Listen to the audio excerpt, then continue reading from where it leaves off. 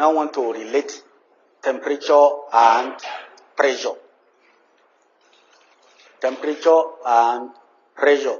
And we've actually discussed mainly on this figure the equilibrium points which we have mentioned.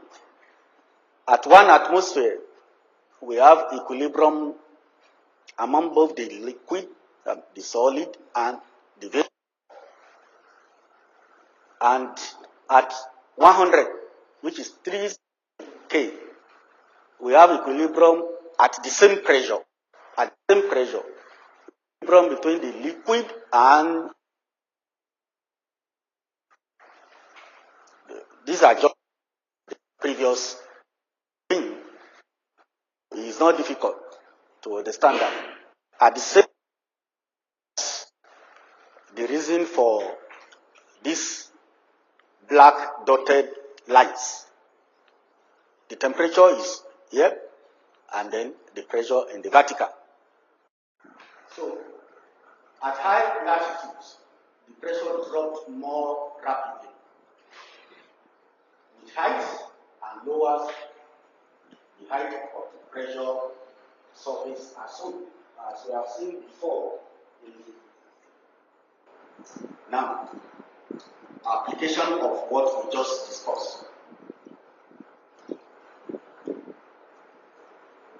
One pure hurricane, you have had of hurricane,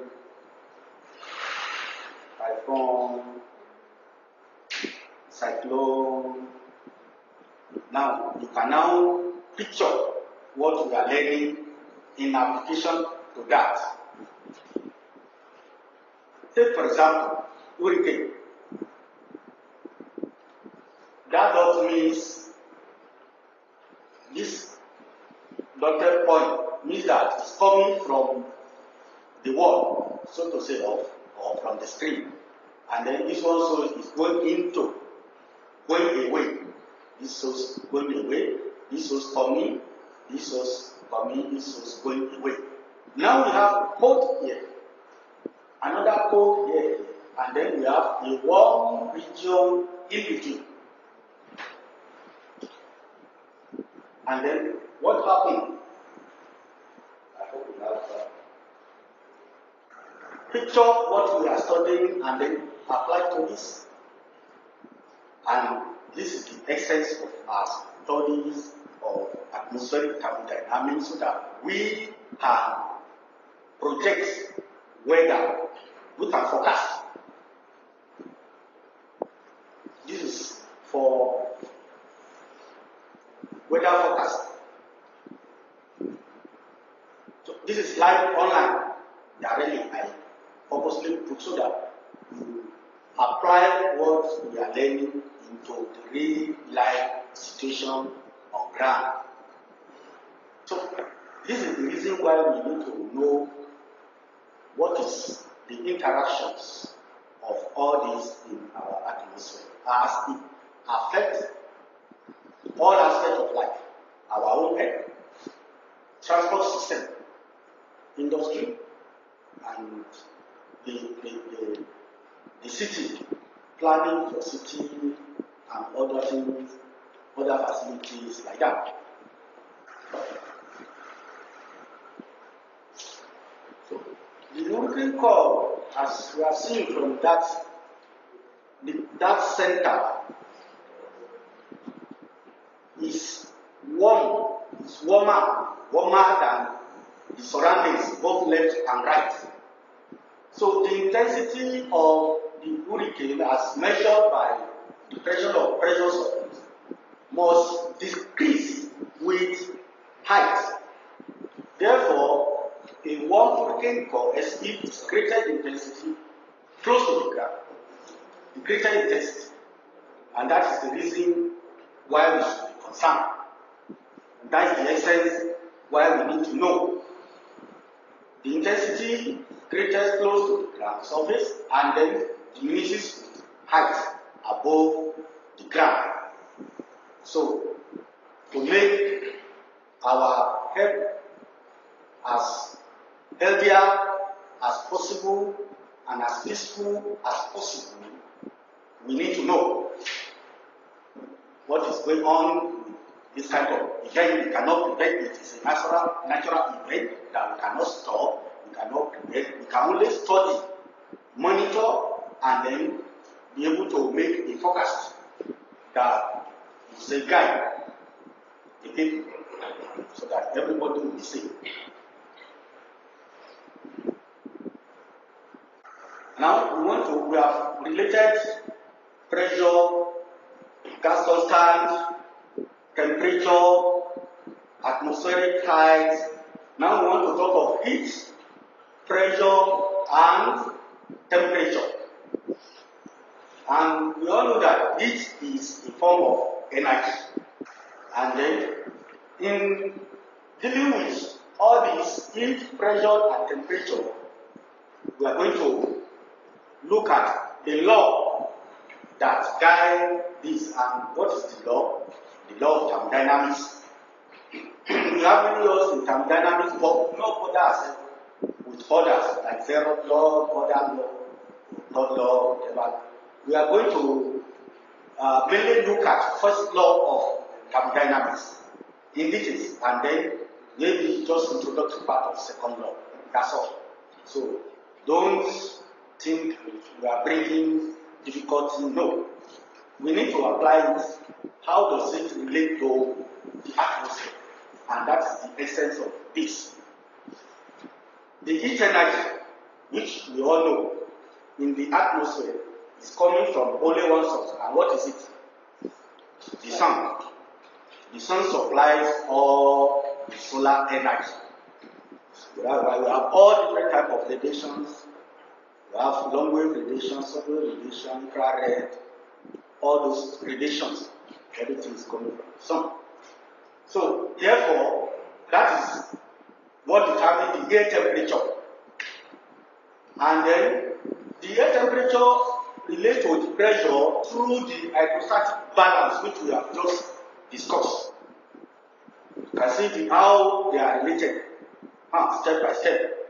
Then, from there, geotropic balance, which is the motion of the air, has to do with the motion of the air and the pressure, the relationship between the air pressure and the air motion as it is moving. And motion, I don't want to have a physics background. I don't want to go into details of the physics of it so that you will not be confused. Now, that air motion also relates with temperature, the air temperature. So, and that is the circle. And all these, we are going to look at it one by one using the first law of thermodynamics. Determining balance, that is between the air temperature and the air motion, is determining balance in between. For the mathematical aspects, we don't need to bother you much.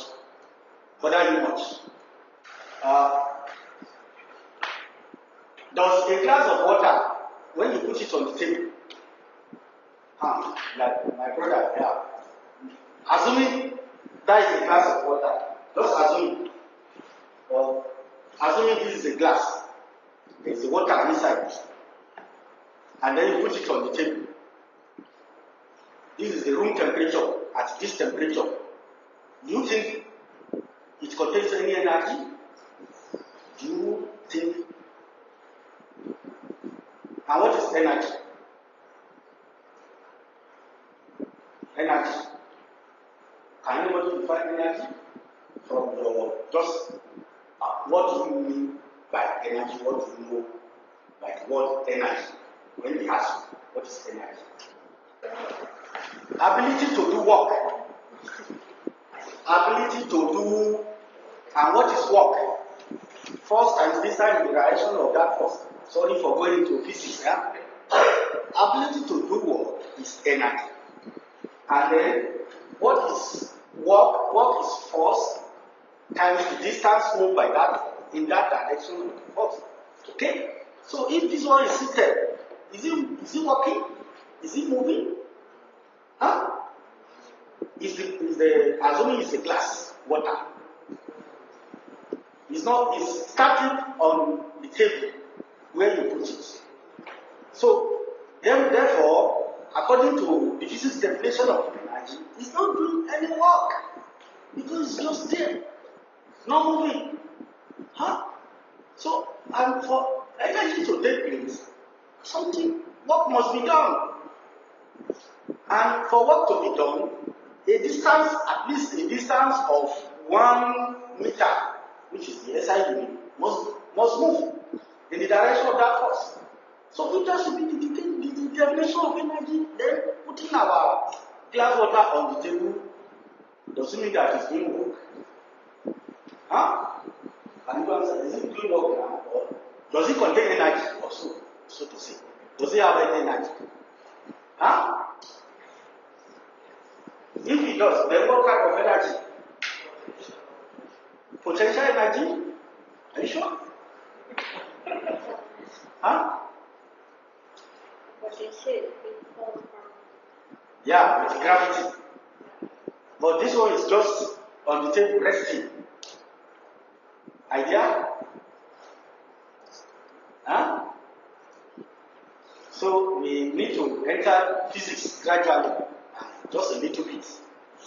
We know that we have internal kinetic energy.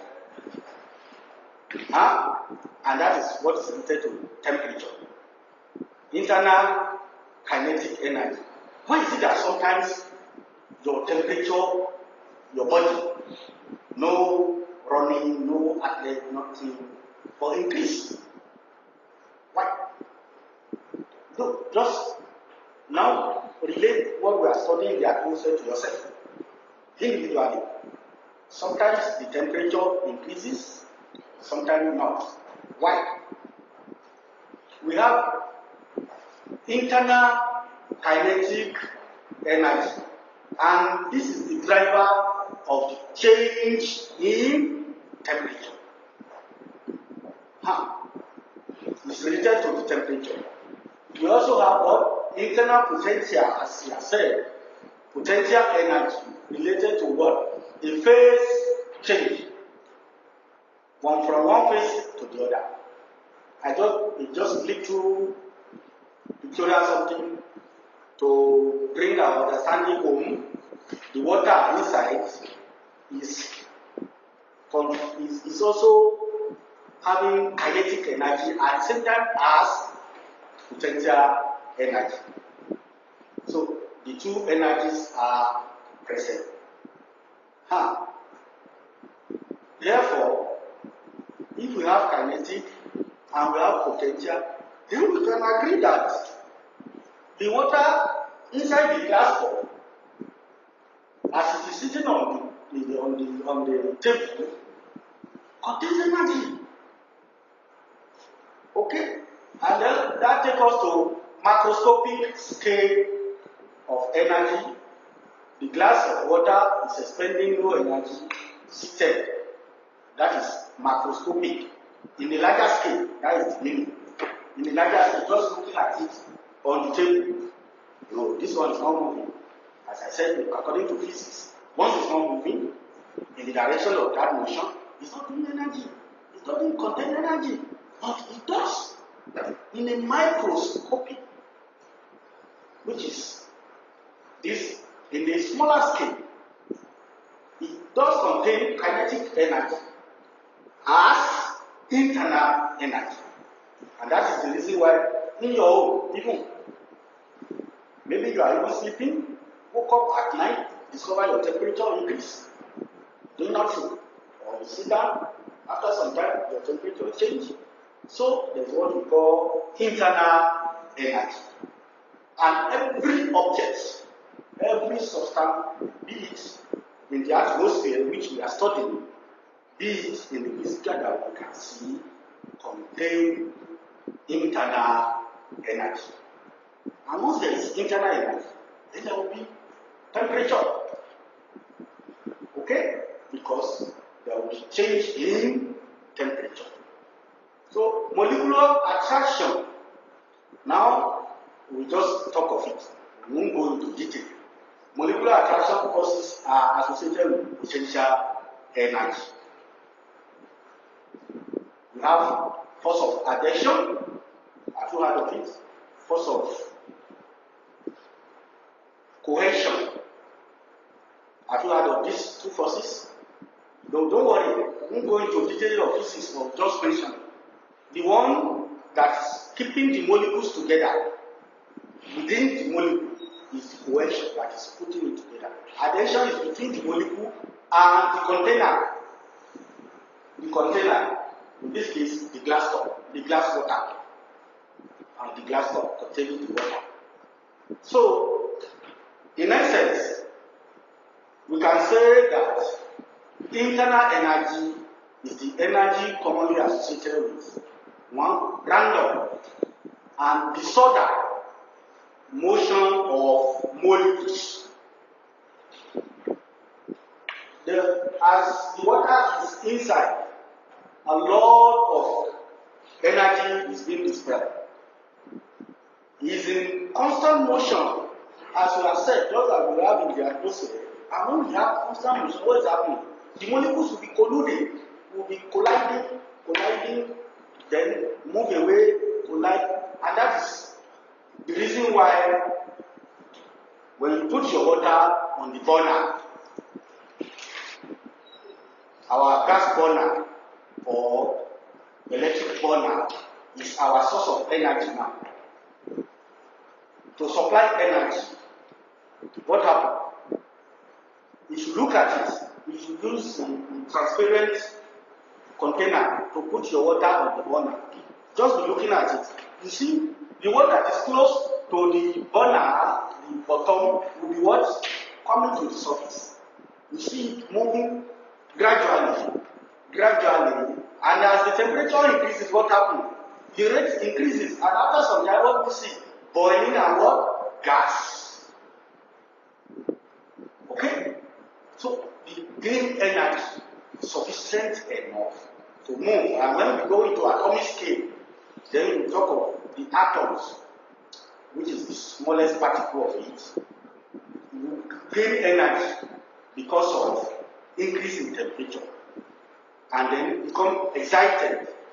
And then we now jump into other states, which is beyond this. Just using it to explain, for you to understand that internal energy is associated with random and disordered motion of molecules. Okay?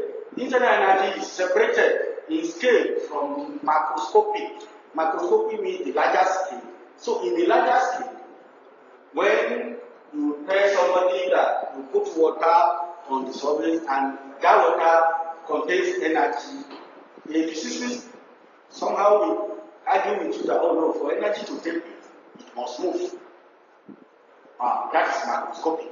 But in microscopy, which is the smaller scale, it is invisible to your eyes to see the kind of collisions, the motions, the movement within these molecules or atoms. So, and this movement is in atomic scale or molecular scale. So, for the glass of water we have used as an example, it has apparent energy, either as a potential energy or as kinetic energy. But on the microscopic scale, it is on the microscopic scale. So it is a system mass of high speed of molecular, high speed moving within when you can observe it under a microscopic scale, traveling hundreds of meters per second, which is the definition of our energy. Must move in the direction of that in the unit time. Okay. So take for instance the water, if you toast the water, if you shake, even as the table is finishing for that one now, you can see because that one is big enough. You can see that there is a movement. Okay? So the water is toast, then the microscopic energy will not necessarily be changed when an order of a large scale motion on the water is superimposed, means you, because of the shaking, you force it, you impose it from the word impose. You impose energy on it to start vibrating, moving. So, from this, the important point to note is energy is capacity to do work. Heat is a form of energy. Heat, in one form of internal energy, is associated with what the random group we have just discussed and the disordered motion of molecules and atoms. And then internal kinetic or potential energy are different from macroscopic kinetic and potential energy. Air temperature is a measure of the average internal kinetic energy of the air molecules. The increase in internal kinetic energy in the form of molecular motions are manifested as increase in temperature of the body. Discussing first law of thermodynamics is very important for us to understand internal energy, kinetic energy, objects, or any body. Okay? With this, bring us to the first part, the end of the first part.